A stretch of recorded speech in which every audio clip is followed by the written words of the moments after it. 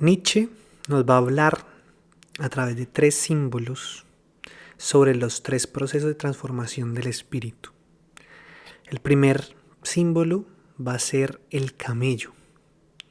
Ese va a ser el estadio en el cual el espíritu humano navega a través del desierto, trabajando, cargando, resistiendo y conteniendo dentro de su cuerpo las aguas necesarias para poder sobrevivir.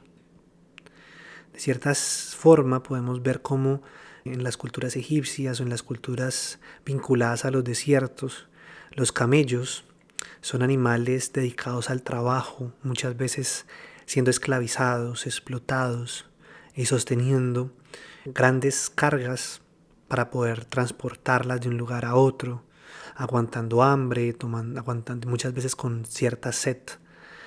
Pues de una otra forma es interesante cómo este primer estadio nos está hablando de un proceso en ese mundo interno, en esa relación con la pérdida de sentido, con el desierto de lo irreal. Posteriormente nos va a hablar del encuentro con el león, ¿sí? El segundo estadio. El león nos habla de cómo el espíritu empieza a enfrentar su propia realidad, su realidad psíquica. De una otra forma va a diferenciarse de las otras realidades propias del desierto o del sinsentido. Va a rechazar las cargas que ya no le funcionan, va a crear sus propios valores en medio de ese abismo sin sentido. Va a conectar con su propia fuerza salvaje y va a poner los límites y las restricciones necesarias para poder cuidar, proteger y resguardar pues su corazón de león, el fuego interno. De otra forma, esta va a ser una fase de rebelión, de conquista, de búsqueda de los principios por la propia felicidad, libertad, y va a ser un proceso donde uno asume su propia ley. Pero posteriormente nos va a hablar que así como el camello termina desgastando el cuerpo, básicamente llevándonos a esa conexión con el desierto interno, el león también va a llegar un momento en que va a necesitar desprenderse de la carga y va a necesitar desprenderse de su identidad, inclusive de las proyecciones que hace hacia el mundo externo. Posteriormente vamos a entrar en el estadio del niño. El niño simboliza la inocencia. El niño nos va a conectar con el poder creativo, con la capacidad y recuperar, digamos, la función del juego. Dice Nietzsche, de lo que se trata es de recuperar la inocencia con la que un niño juega a construir y a destruir castillos de arena.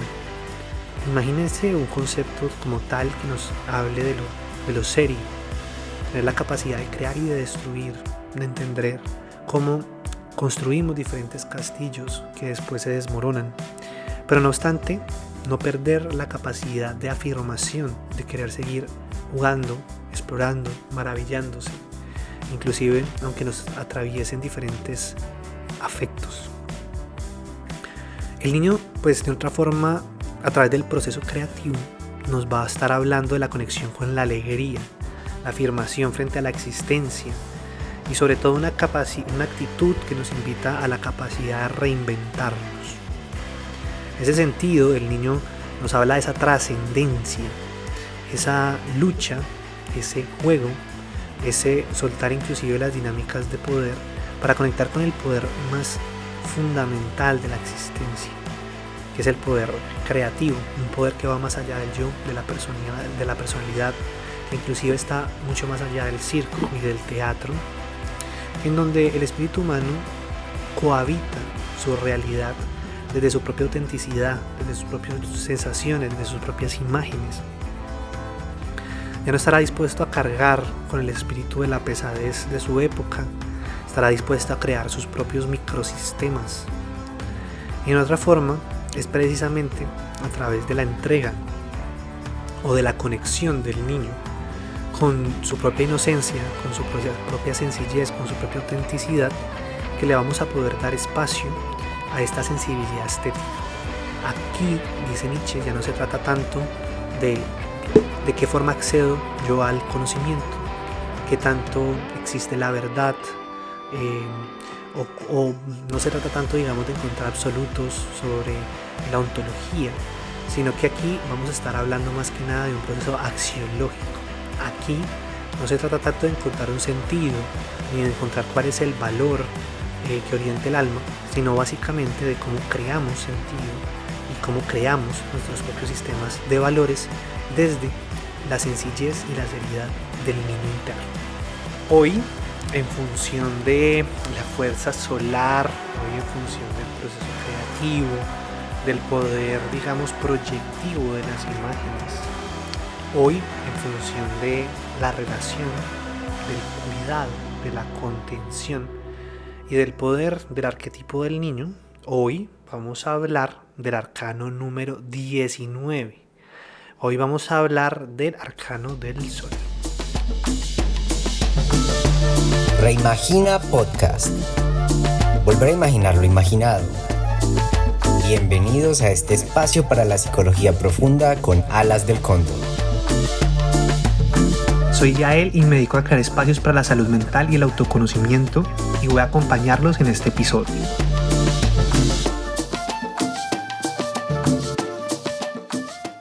Bueno, para empezar, me gustaría agradecerle a todas las personas que nos están escuchando, a todas las personas que han venido compartiéndonos sus impresiones, sus puntos de vista, sus sentimientos, sus experiencias, también las personas que nos han compartido sus obras, las obras estéticas que han venido desarrollando a partir de este estudio del tarot.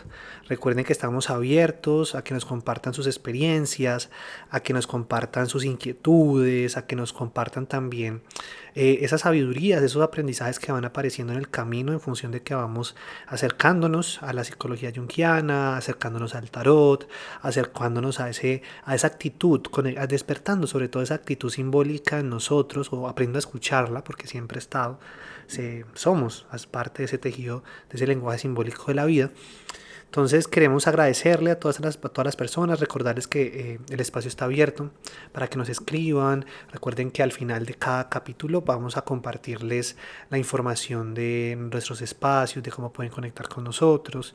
Así que bueno, queremos agradecerle a todas las personas que hacen posible que este espacio realmente llegue hasta ustedes. Les agradecemos igual a todas las personas que comparten nuestros capítulos con sus propias redes, con sus amigos, con sus personas cercanas, pues que de una otra forma es precisamente a través de ese voz a voz que este proceso, esta obra creativa que estamos desarrollando en este ciclo sin fin del tarot, pues de una otra forma tiene lugar en el espíritu humano, en el espíritu colectivo, que es de una otra forma la intención y el propósito con la que lo hemos venido creando.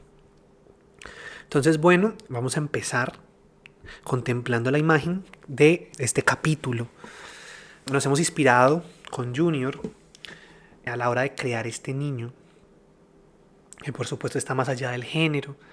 Lo hemos querido, digamos, representar un poco como si fuera el Taita Inti, pero en su versión niño, en su versión naciente.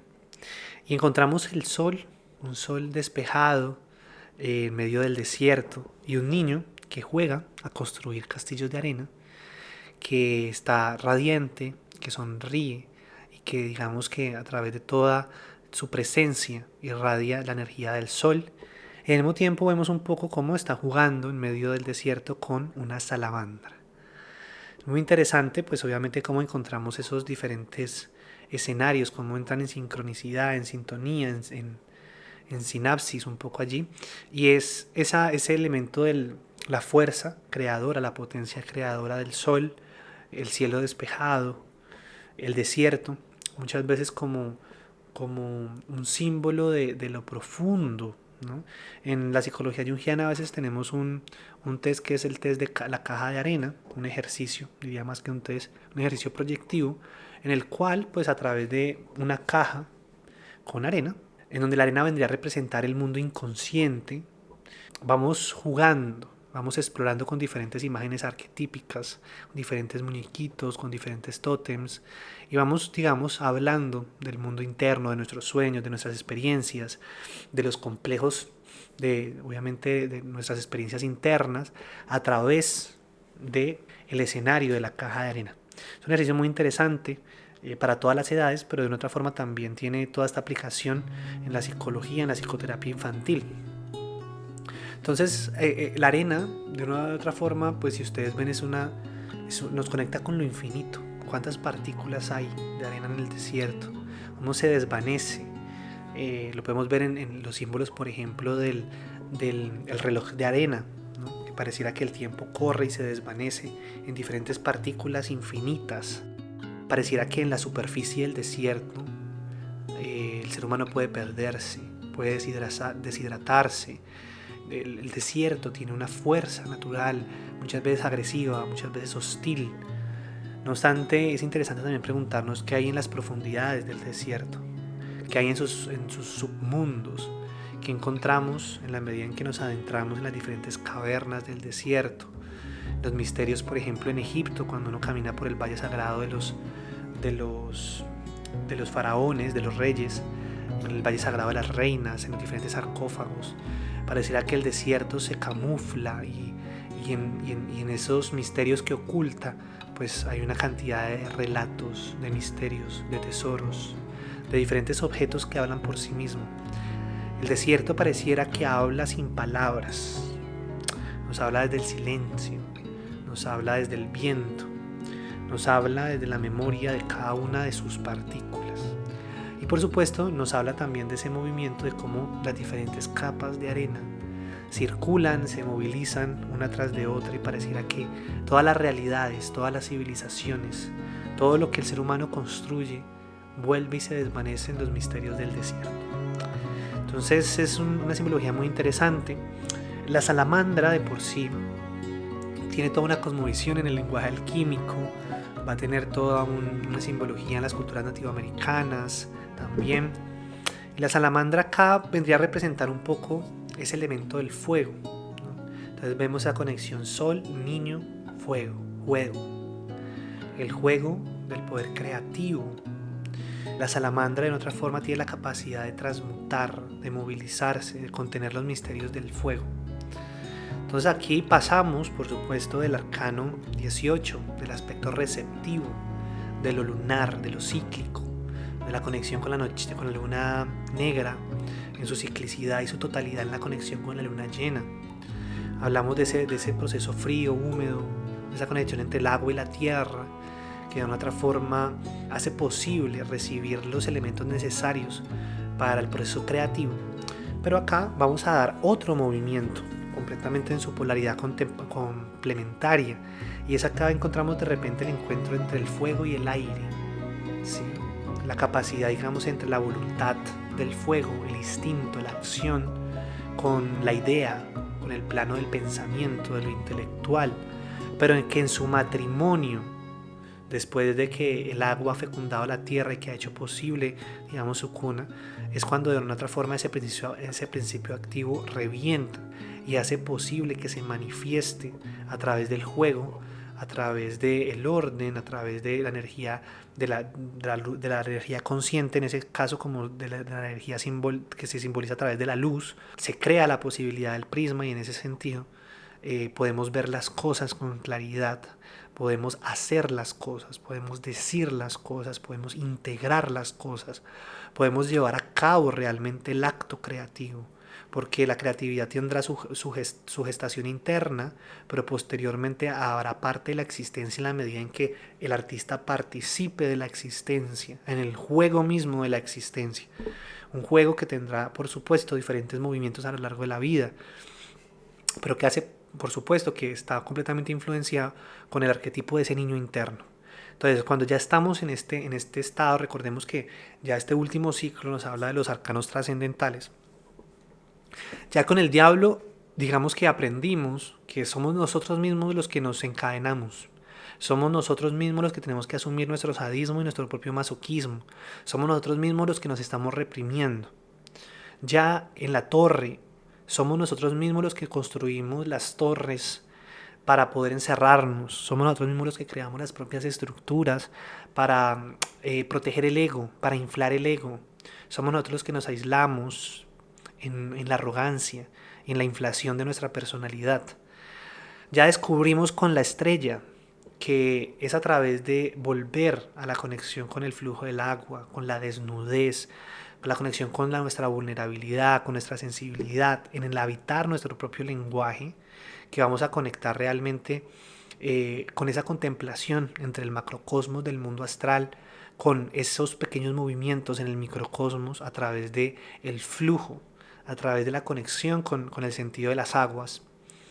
Y por supuesto que en la luna nos hacemos cargo de nuestra propia noche, de nuestra propia oscuridad. Y en esa luna negra es que sembramos las semillas que a través de la nutrición del agua, a través de la humedad de la tierra, a través de los movimientos cíclicos, a través de la paciencia, a través de la conexión con nuestra propia función materna, con nuestra capacidad femenina, erótica, sensual de poder recibir las fuerzas que hacen posible, las inspiraciones, las imágenes que hacen posible nuestro propio proceso. Y aquí pasamos al principio activo del sol. Y aquí nos encontramos literalmente en el encuentro directo con el niño interno. Ya si vemos como en el tarot estábamos con todo este movimiento desde el loco por todos los diferentes misterios del tarot, aquí el loco vuelve a encontrarse con su niño. Y a mí a veces de repente así haciendo como interpretaciones al aire, me parece interesante ver cómo de repente es el arcano del loco está en una disociación también muchas veces de la realidad, está en una conexión con un inconsciente indiferenciado que lo lleva hacia sus propios abismos. Pero también es interesante que veamos cómo se relaciona el loco con el sol, cómo se relaciona el loco con el niño interior, cómo se relaciona el loco con la energía paterna solar, ¿sí? Con esa fuerza activa, con esa fuerza consciente del sol. Y de una otra forma acá de repente vemos cómo ese loco, ese aspecto indiferenciado, debe encontrar ese lugar y ese juego y darle ese, digamos, ese templo, ese altar, ese lugar a ese niño interno para que pueda tener sus propios movimientos creativos. Pero también acá es fundamental que ya hicimos todo ese proceso de repente, ya hemos hecho toda esa exploración, digamos, con la relación con lo paterno, con lo materno, en el sentido biológico, biográfico, en el sentido del clan. Pero de una otra forma ya acá estamos en ese reconocer y situar en nuestro mundo interno la relación con lo materno, la relación con lo paterno, pues ya que solamente en la medida en que nuestro yo se abre a conectar con esa función materna, con esa función paterna, es que podemos darle lugar a ese maternaje y a ese paternaje del niño interno para que pueda explorar, para que pueda darle lugar a sus propias imágenes y a su propio proceso creativo. En ese sentido, y aquí no quiero que veamos solamente, como lo hemos dicho en otros capítulos, el proceso creativo solamente relacionado con el arte o solo relacionado con la ciencia, con la filosofía. Es ver el proceso creativo frente a la vida misma. Es ver que cada instante está convergiendo en un proceso creativo y que tiene que ver más con cómo escuchamos y damos movimiento y entendemos e integramos la propia energética de nuestra psique. En ese sentido, el proceso creativo tiene que ver con cómo yo cohabito con cada instante de mi realidad y desde dónde. Entonces ese es un poco, digamos, los movimientos que podemos empezar a contemplar en este arcano 19, el sol.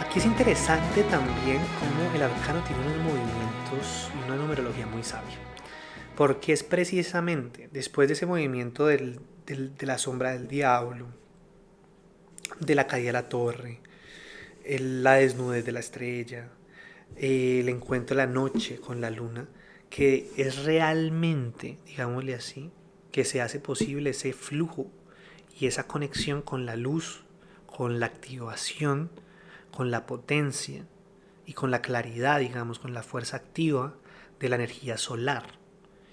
Y es muy interesante porque pareciera que el sol en este arcano ya está en su lugar, ya encontró su centro, digámosle así, ya está digamos, en su centro creativo, y pareciera que eso no era posible 19 arcanos atrás. Es decir, todos los movimientos hasta ahora de repente del tarot nos estaban hablando de que este sol pudiese encontrar, digamos, su centro creativo. Entonces también es interesante porque nos habla de que para poder conectar con esta función solar, con digamos, también lo podemos ver relacionado a conectar con nuestra propia paternalidad, ¿no? A paternarnos, a paternar nuestras ideas, y con paternar podemos ver, digamos, aceptar nuestra herencia, conectar con nuestra fuerza, reconocer nuestros recursos, hacer, pensar, pero también creer en nuestras ideas y hacerlas, ejecutarlas, decidir, ir a por ello, sentir nuestro instinto y a partir de allí canalizarlo hacia los movimientos necesarios de nuestra vida. En ese sentido también es un movimiento externo, pero por supuesto tiene que ver con una conexión también con el centro interno, con poder ver y reconocernos. Y ese autorreconocimiento se ha dado porque tenemos un diálogo con la sombra, tenemos un diálogo con la noche, tenemos un diálogo con nuestro ego, tenemos un diálogo con nuestro yo, tenemos un diálogo con nuestros diferentes arquetipos fundamentales: la madre, el padre, la familia, el cuerpo, la justicia, la ley, ¿no? Lo animal, lo espiritual, lo simbólico. Entonces, en ese sentido, es posible conectar con esta energía a través de todos unos diferentes movimientos que vamos haciendo. No es que el sol sea el primer arcano, el sol es el arcano 19. Y ahí es interesante que podamos ver. Si vemos también que el sol es el arcano 19 y sumamos 9 más 1, vemos que pues tenemos un 10 y 1 más 0, pues tenemos 1. Entonces pareciera que acá llega un punto de totalidad, por así decirlo, y es esa totalidad la que da posible un nuevo comienzo, ¿sí? Entonces ya aquí estamos hablando de los nuevos comienzos conscientes. No es ese nuevo comienzo de repente de la torre, o ese nuevo comienzo de la muerte, o ese nuevo comienzo, digamos, del colgado, sino que aquí realmente estamos hablando de un proceso que se completa, y desde ese acto consciente entonces yo decido, yo movilizo. Entonces de repente acá también podemos ver cuando tenemos esos movimientos de conciencia y de claridad donde decimos: esto es lo que yo necesito cortar, esto es lo que yo necesito decidir, es que yo no voy a repetir más este patrón, es que esto ya no me funciona, es que es esto lo que me nace, es que es esto desde aquí que quiero, o es esto lo que tiene sentido. Entonces, es decir, el arcano del sol nos habla de una toma de conciencia frente al proceso interno, en el diálogo interno.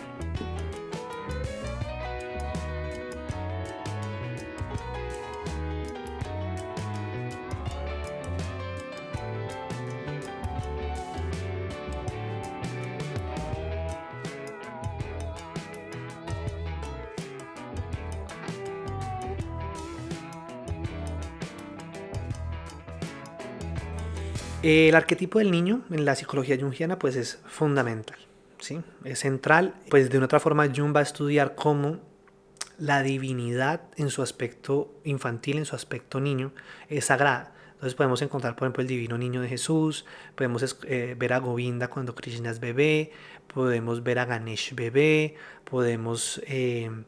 de hecho me parece muy interesante poder contemplar los diferentes héroes, personajes, dioses, diosas, demonios, monstruos, fantasmas, cualquier tipo de personaje que al final nos está hablando de una información simbólica de la conciencia, que nos lo imaginemos en su aspecto niño. Es muy interesante, porque de una otra forma nos va a hablar de esa conciencia en su estado inocente, en su estado de existencia y de participación directa desde el mundo inconsciente. Los niños, va a decir Jung de una otra forma, hacen parte del inconsciente colectivo, parte del proceso de desarrollo psíquico tiene que ver en cómo se van diferenciando y van, digamos, construyendo su propia conciencia, su propia individualidad. Pero hasta cierto momento los niños son parte de la psique de los padres y de una otra forma están a través de ese, digamos, cordón umbilical, de esa relación simbiótica con los suyos, con su clan, digamos, pues hacen parte, digamos, de lo colectivo. En ese sentido, por ejemplo, Jung trataba de acercarse a cómo en los sueños de los niños también podía entender el mundo onírico de los padres y podía entender la dinámica, digamos, psicológica de la familia. O inclusive decía que en los niños se podían identificar aspectos o era más viable que hubiesen sueños propios del inconsciente colectivo. En la psicología junguiana pues hay muchas formas de entender los sueños, hay muchos tipos de sueños. Hay sueños que nos pueden estar hablando más de la biografía personal, hay sueños que nos están hablando de momentos o circunstancias actuales, hay sueños que nos pueden estar hablando de situaciones o de posibilidades del futuro, hay sueños que por supuesto nos están hablando inclusive de procesos colectivos de la humanidad, de la historia, hay sueños que nos vinculan completamente con el pasado arqueológico de la humanidad. Entonces los sueños tienen muchas dimensiones y los niños, en la medida en que su yo todavía tiene la flexibilidad y la capacidad de juego y la capacidad simbólica tan, digamos, natural, tan fluida, pues de otra forma tiene una conexión que muchas veces el yo y la construcción del yo que generalmente hacemos en la cultura pues van, digamos, desconectándolo. Entonces en la psicología junguiana hablamos también de este arquetipo del niño eterno, y es eterno porque está más allá del tiempo, está más allá del pasado, del presente, del futuro, como el puer eternus. En su aspecto positivo nos va a estar hablando del proceso creativo, nos va a estar hablando de la capacidad de juego, de disfrutar, de conectar con el placer, de estar, digamos, en sintonía con un presente y desde allí poder simplemente ser también, ¿no? Pero en su aspecto negativo nos va a estar hablando también de la incapacidad o de resistirnos a crecer, a madurar, aferrándonos de repente a las sombras de la infancia, evitando los desafíos de la vida, las pruebas que tenemos que experimentar, que al mismo tiempo nos transforman, un escape a veces del sufrimiento, del dolor.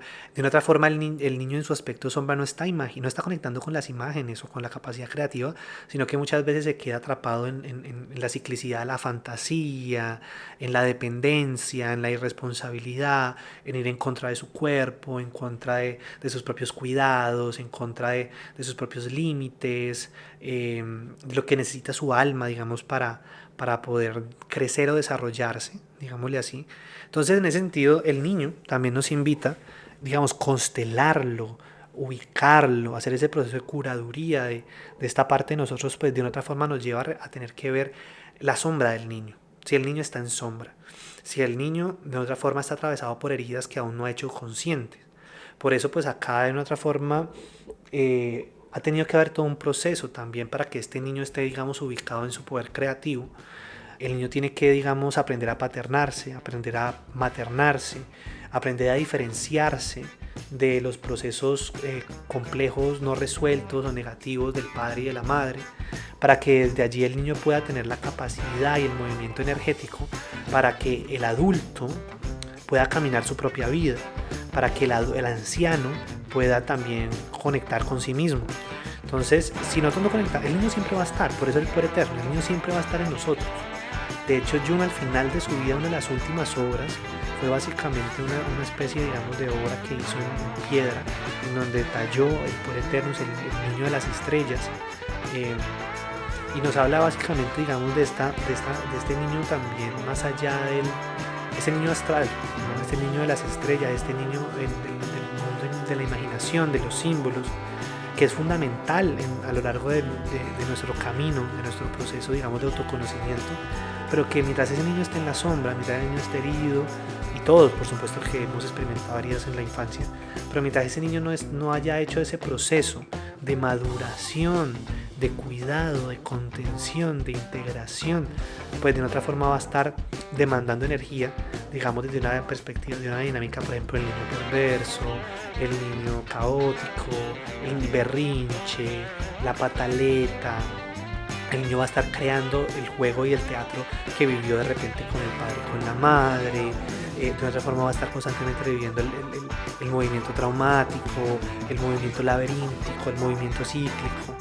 Entonces no es fácil, el trabajo con es central en el proceso psicoterapéutico, pero es fundamental que podamos tomar conciencia de los movimientos, del juego que hace el niño y de qué forma ese juego todavía aparece, se hace presente en el mundo adulto, en el mundo anciano, en el mundo maduro. Y en la medida que hacemos conciencia también podemos encontrar digamos, movimientos simbólicos para el niño. Entonces, si nosotros no hemos hecho ese proceso que de repente lo hablábamos en el arcano del loco, como ese aspecto indiferenciado, si el niño está en un aspecto, todavía en esa conexión indiferenciada, vamos a ver acá básicamente cuál es la naturaleza de esa proyección activa o esa proyección solar.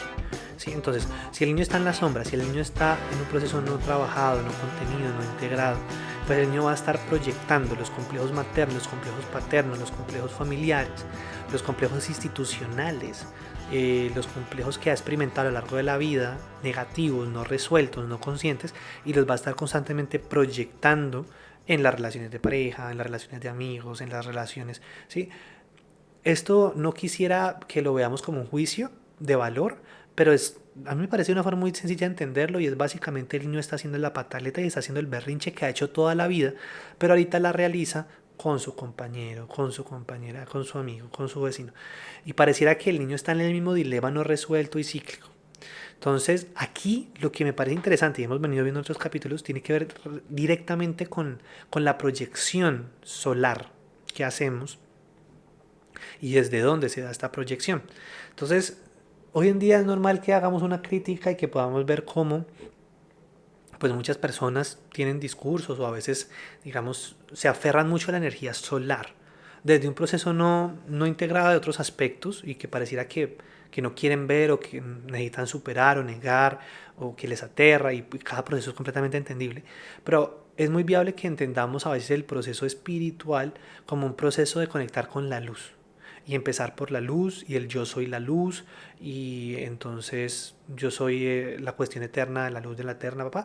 Y acá lo que muchas veces estamos experimentando es realmente un proceso de inflación del ego, una fantasía de las imágenes luminosas que muchas veces encantan a la conciencia, la maravillan, pero que de otra forma muchas veces no hay un proceso realmente de contención, de elaboración, de integración, de asimilación de diferentes contenidos de la conciencia, y ahí es cuando la luz o la energía solar pues básicamente nos quema o nos incandila o pareciera que vivimos ese mito de Apolo y su hijo que termina dándole su carro y terminamos estrellados frente al sol, o terminamos como Ícaro que volando hacia el sol termina quemándose sus alas y termina cayendo nuevamente al abismo.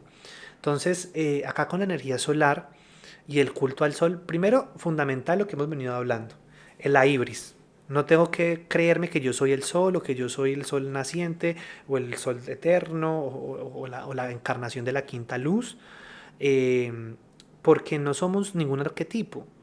Los arquetipos influyen en nuestra vida psíquica y tienen su lugar y tienen su proceso. Y por otro lado, la luz no es de una otra forma una fantasía que vaya a hacer, digamos, soluciones mágicas y etéreas en el proceso, digamos, psicológico realmente, sino que aquí podemos ver, digamos, la energía, la luz, como la proyección que hacemos cuando ya hemos elaborado y hemos internalizado nuestra sombra, nuestra oscuridad, nuestra trauma, nuestro conflicto, nuestro complejo. Y es de allí que nosotros realmente podemos identificar qué es lo que queremos proyectar y qué es lo que queremos crear, ¿sí? No es un proceso fácil, lo podemos ver de repente representado en muchos mitos, podemos ver, digamos, Peter Pan, ¿sí? Peter Pan, Wendy, es la que le ayuda a tejer su sombra. Peter Pan se niega a crecer, quiere invitar a otros al nunca jamás, está en constante, digamos, lucha en el mundo de la fantasía. El mito de Peter Pan es muy interesante, no quisiera, digamos, quedarme allí en el mito, pero tiene que ver también con ese no querer asumir los diferentes procesos de maduración de la psique que también tienen su maravilla también, tienen su riqueza, tienen su profundidad. Obviamente a veces implica, no a veces, la mayoría de veces requiere una toma de conciencia de responsabilidad y un aprender a sostener cosas, digamos, complejas, pero no obstante también tiene sus libertades, tiene sus virtudes, tiene sus sus flexibilidades, ¿no? Pero todo eso también va a depender de cómo hacemos el trabajo con el niño interior. Otro mito que podemos verlo, por supuesto, es, digamos, la historia de Harry Potter, ¿sí? Todo el camino del niño. Vemos cómo en Harry Potter vemos el proceso de crecimiento, digamos, del niño al adolescente. Recordemos que el concepto adolescente es un concepto relativamente contemporáneo. Se dice que es más que nada, digamos, en este proceso de la elaboración de las bandas, los Beatles, toda la revolución, digamos, de la conciencia psicodélica, del rock, que trae, digamos, a la conciencia colectiva este concepto de adolescente, que adolece. Y en el adolescente también es un proceso muy interesante a la hora de relacionarnos con esta energía solar, porque el adolescente está en un punto intermedio entre el niño y el adulto, en un proceso de búsqueda de diferenciación, de una crisis, de un malestar, de una lucha, de una resistencia. Y a veces inclusive es más, no sé, eso es muy particular en cada uno de nosotros, ¿no? Pero a veces podríamos contemplar que es más difícil inclusive la adolescencia que la infancia, dependiendo obviamente de cada circunstancia. Pero el adolescente en otra forma, en la adolescencia experimentamos una sensación muy profunda de no ser comprendidos, de no tener un lugar, de no tener una voz, de no poder saber realmente quiénes somos, esa búsqueda de pertenecer, de encontrar una identidad, de encontrar un traje, un performance, ¿no? Una corriente, un sentido, una ley inclusive un caos, ¿no? Entonces es interesante que podamos ver también cómo el adolescente de una otra forma es ese proceso de toma de conciencia de no saber qué hacer con el niño. Y la adultez que ya viene con todas sus etapas, pues va a ser ese proceso de poder, digamos, asumir los procesos no resueltos del adolescente, los procesos no resueltos del niño, y desde allí es donde nace y se hace fundamental y casi necesario, digamos, poder realmente conectar con los recursos creativos, porque los recursos creativos también son la capacidad de contemplar preguntas y al mismo tiempo encontrar soluciones prácticas. Tiene que ver también con la practicidad de la vida, tiene que ver con el poner en marcha, el hacer, el gestionar, el organizar, el relacionarme con el otro, en encontrar formas de gestionar, en atravesar los caos, las noches oscuras, lo terrible, lo complejo, lo siniestro, lo devorante, etcétera, pero al mismo tiempo atravesar lo que la psique tiene que atravesar para que en medio de ese atravesar podamos realmente reconocer recursos, herramientas, medios y literalmente poder crear sistemas para sostenernos frente a la vida, para cohabitar en la vida, para habitar la vida. Y esto de una u otra forma no es sencillo. Esto de una otra forma requiere también el tejer relaciones sociopolíticas, el crear relaciones de amistad, porque la amistad es fundamental también, ¿no? ¿Qué significa amistarnos con el niño interno? ¿Qué significa amistarnos con el adolescente? ¿Qué significa amistarnos con nuestro sí mismo? Amistarnos con nuestra sombra, no es nada fácil. Amistarnos con nuestra imperfección, con nuestra mediocridad, con nuestro caos, con todo nuestro mundo tal y cual es, ¿no? O sea, amistarnos con la naturaleza tal y como es, con nuestro mundo interno tal y como es, para desde ahí poder realmente pues aprender a vivir. Y uno no va a aprender a vivir desde una receta, ni desde un manual, ni desde un otro, ni desde lo que el otro piensa, ni lo que el otro dijo, ni lo que el otro siente, sino realmente es, como hemos venido hablando en los últimos capítulos, ese aprender a vivir desde mi propia realidad psíquica, en diálogo con otras realidades psíquicas para tejer realidades psíquicas que realmente nos funcionen también en principios y en valores que hemos creado porque son bellos, porque nos permiten entender la naturaleza, porque nos permiten fluir con la naturaleza, porque nos permiten cuidar del alma, hacer alma, como diría James Hillman. Y esto yo creo que es un proceso obviamente que tiene que ver también con cómo lo psicológico, lo espiritual, lo simbólico, lo mítico se encarna en lo político, hace parte del mundo interno, también tiene que ver con la participación política, pero hace también parte de ese proceso creativo desde las micro relaciones de poder. Michel Foucault, que fue uno de los grandes filósofos que desarrollaron diferentes teorías para acercarnos a lo complejo del poder, los complejos del poder. Al mismo tiempo decía que el poder no hay que entenderlo tanto desde las macroestructuras de poder, sino poder, digamos, acercarnos a las micro relaciones de poder. Es desde lo micro que yo puedo reconocer el poder. y reconocer el poder que me cohabita internamente. Con el arcano del sol también estamos hablando con decir, ok, ¿cuál es mi ejercicio del poder? ¿Sí? Michel Foucault va a decir, no existe, nadie tiene el poder se ejerce. En ese sentido, todos hacemos parte del juego de las relaciones de poder de la vida. Entonces, cuando yo digo, es que yo no tengo poder, yo estoy jugando en la vida desde un lugar en donde cedo y en donde yo, digamos, le entrego mi poder o me engaño a mí mismo entregándole poder a quejarme de una institución, quejarme de papá, quejarme de mamá, quejarme del otro, quejarme del clima, quejarme de la vida, quejarme... Sí, la queja, por ejemplo, hay que darle lugar, pero de otra forma la queja a veces es un no quererme hacer cargo de las relaciones con el poder de la vida, ¿sí? Entonces, ver que cada arquetipo tiene unos poderes, cada uno de nosotros tiene unos poderes y no los tiene desde el yo, ¿no? Sino que nuestra psique, nuestro cuerpo, la naturaleza fluye en diferentes poderes que hacen posible, digamos, las relaciones cotidianas. Y en otra forma entenderlas, estar en sintonía con esos poderes, pues también hace parte de hacerme cargo, de hacerme responsable de mi propio proceso. Entonces, el proceso de individuación tiene que ver, por supuesto, con una toma de conciencia, con una toma de responsabilidad, con un asumir nuestras potencias, con un reconocer nuestros poderes. Y no tanto, por supuesto, y esto va a tener que ver con el niño, va a tener que ver con el adulto, desde una inflación en donde yo estoy por encima de todos los demás y yo soy el que tiene el poder, y yo soy el que tiene la verdad, y yo soy el que tiene la razón, porque ahí realmente no estamos haciendo ningún tipo de trabajo de conciencia, sino que estamos realmente haciendo una compensación de la herida y del complejo no resuelto del niño o del adolescente.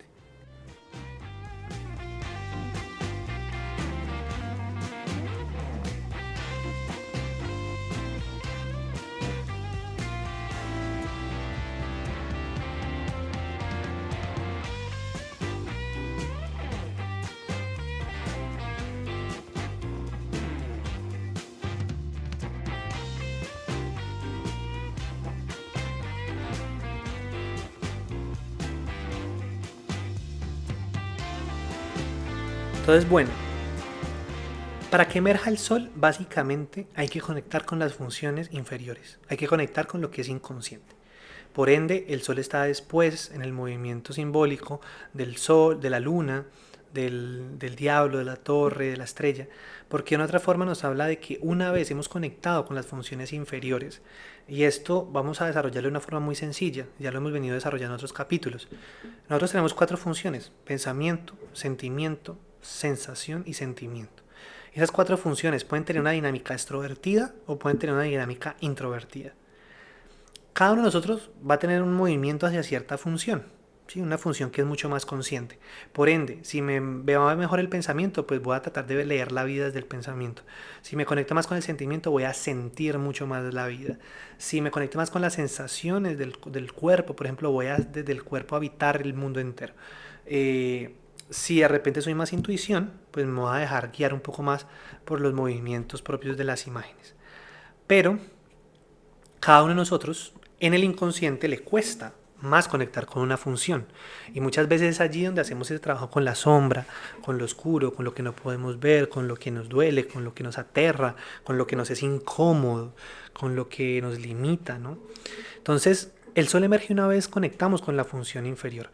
Y eso lo podemos ver muy claro en la mitología egipcia. El sol, Ra, no solamente iluminaba el día, sino que el Ra bajaba hacía una travesía por todo el mundo subterráneo, de lo nocturno, de la oscuridad, iluminaba el mundo de los muertos, de los fantasmas, ¿no? Un poco esa metáfora de los fantasmas psíquicos, ¿no? De esos fantasmas, de esas sombras del pasado que todavía influyen o que constituyen también el movimiento con la realidad, y una vez emerge otra vez al sol.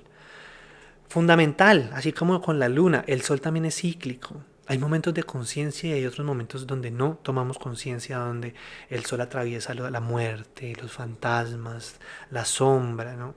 Y en ese sentido, tampoco se trata de que nos quedemos en este lugar pensando que yo soy el ser consciente. Ahí es cuando uno empieza a decir que yo soy el ser de luz, yo soy un ser consciente, yo soy la verdad, la luz y la resurrección.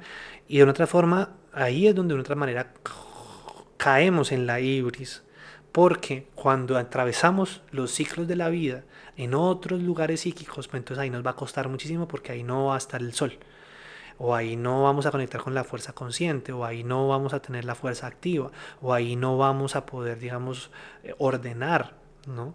Entonces, así como tenemos que aprender a activar este arcano al mismo tiempo y tenemos que darle lugar en nuestras vidas, al mismo tiempo tenemos que saber que es parte de diferentes ciclos y que también tenemos que darle lugar a otras funciones, ¿no? Y también entender cuáles son los movimientos que hace el alma también de forma orgánica, ¿no? O de forma natural, por así decirle. Es interesante también que podamos ver lo que hemos hablado en otros capítulos de ese proceso regresivo que hace la psique.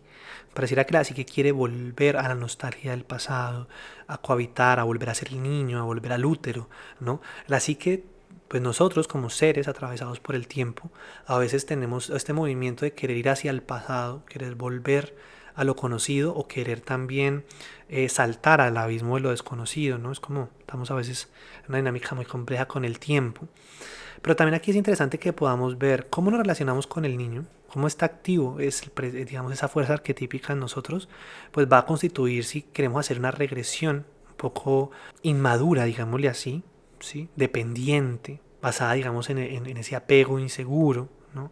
O si ese niño está presente, también le estamos escuchando, pues ver de qué forma me relaciono yo con el ego, con el apego, con la dependencia, ¿no? Es decir, el niño tiene unas necesidades muy básicas.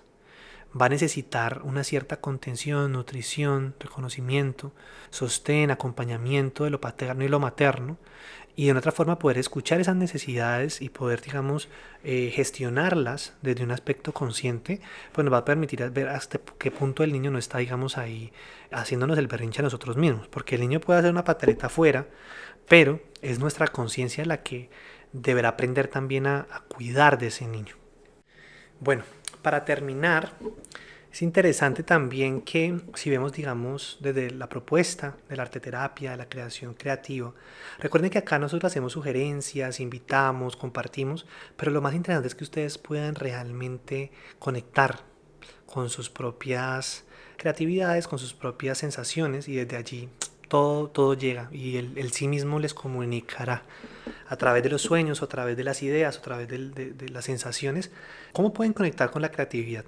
Pero digamos que acá, si vemos el tarot de Waite, nosotros vamos a ver elementos como el caballo, los girasoles, que pueden ser un poco ese movimiento en cómo el girasol pareciera tener la forma del sol, ¿no? El florecimiento a través de la energía solar.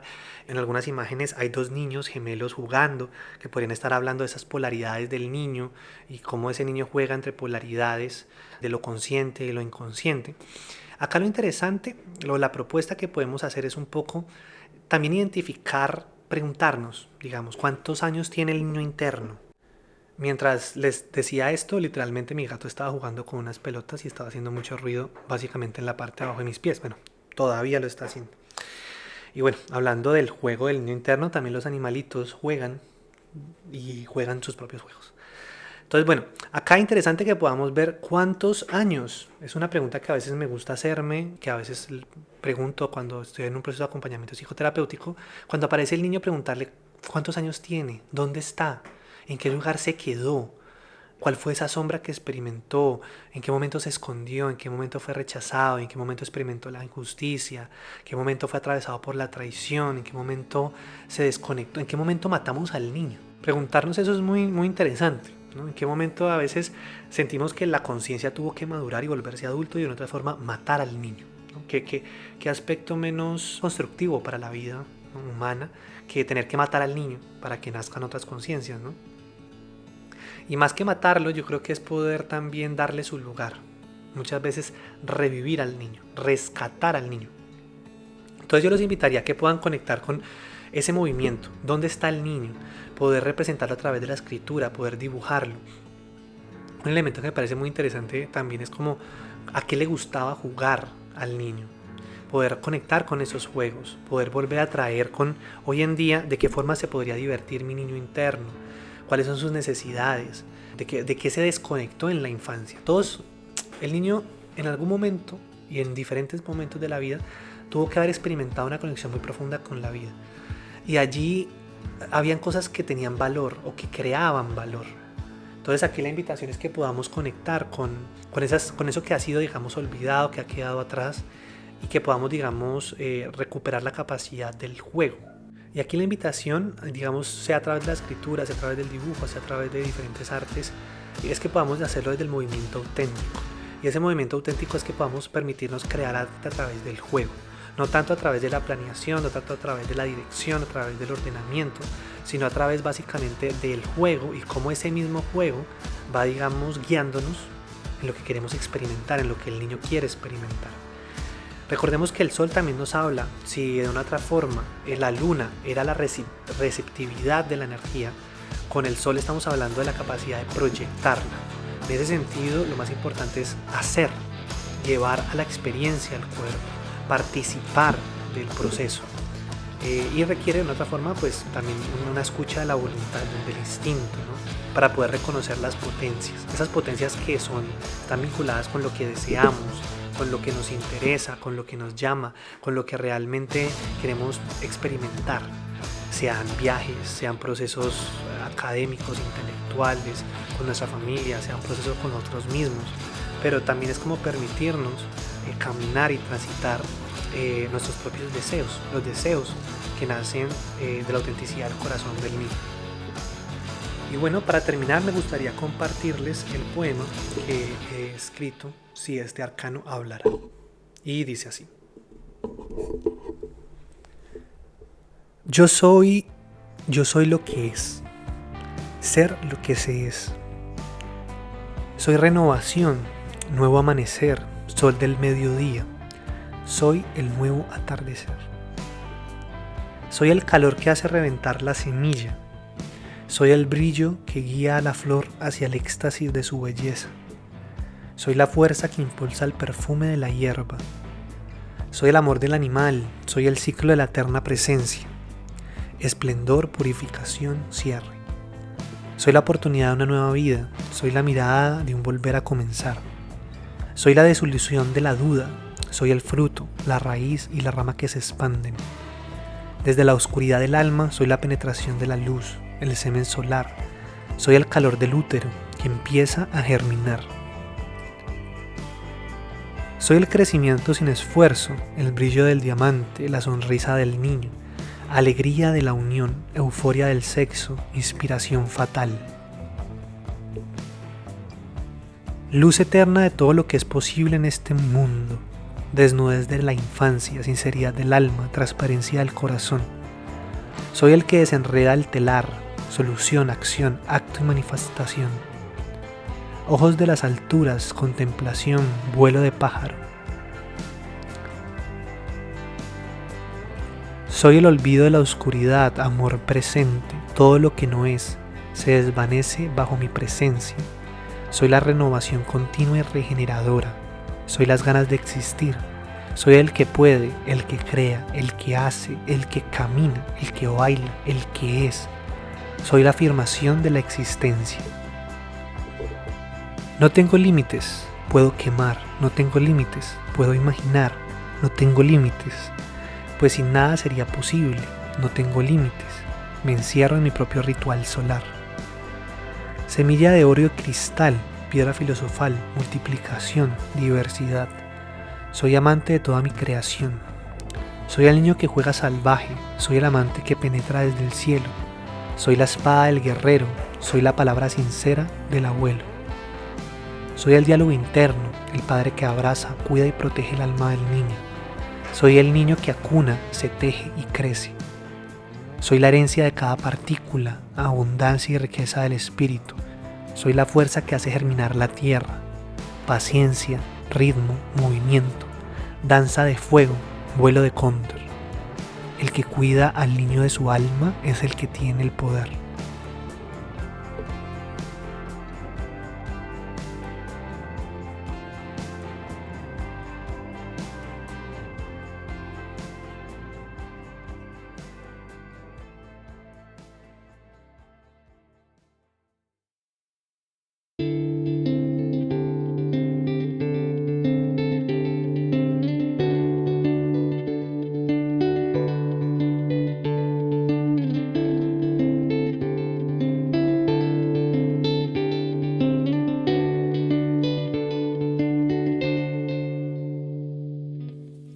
Imagina Podcast es una idea original de SIC Yael y Alas del Cóndor, Centro de Psicología Profunda. Creamos espacios para la salud mental y el autoconocimiento, buscando experiencias transformadoras de conciencia, integrando saberes ancestrales y contemporáneos. Puedes conocer más sobre nuestra labor y espacios terapéuticos en www.alasdelcondor.com o buscarnos en las redes sociales como @Círculo del Cóndor. En este episodio, la imagen de portada, creatividad y diseño visual es de Junior Díaz Cotrino y el diseño sonoro en colaboración de Juan Valentín Salcedo Santa Coloma. La banda sonora por Lechique de Pelo Azul. Agradecemos la participación de Alejandro Picón Álvarez y Alejandro González Ochoa por hacer parte de la idea creativa y la inspiración. Agradecemos a todas las personas que nos escuchan y que hacen parte de los diferentes espacios de Alas del Cóndor.